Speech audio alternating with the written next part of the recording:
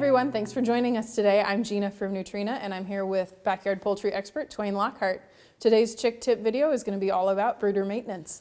So Twain, what do people need to know about making sure their chicks stay warm enough in the brooder? Okay, baby chicks, again, they self-regulate very, very well, not only on their feed, but on their temperature.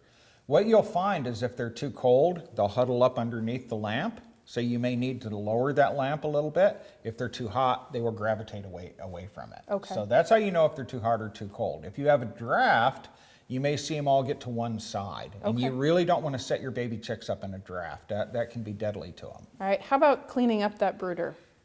How do we do that? Well, one of the tricks I learned is if you put newspaper down underneath your pine shavings, when you go to clean it, you could just roll it up like a big nasty burrito and throw it away. If you're doing ducklings, the trick I learned is you use doggy pee-pee pads and you put the shavings on top of that, and it really helps reduce the mess. How often am I going to have to clean out my brooder? Okay, that's a tough one. When you go down to your local farm store, they're going to clean it every day, maybe twice a day, but they've also got a couple of hundred chicks in that brooder. You're going to take home, let's say, 6.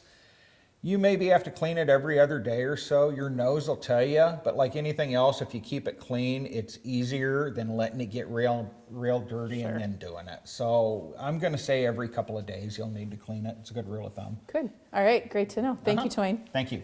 There you have it, folks. Thanks for joining Twain and I on today's chicken tip from Nutrena. We hope you've learned something new, and be sure to check out NutrenaPoultryFeed.com to find the feed that's right for your flock.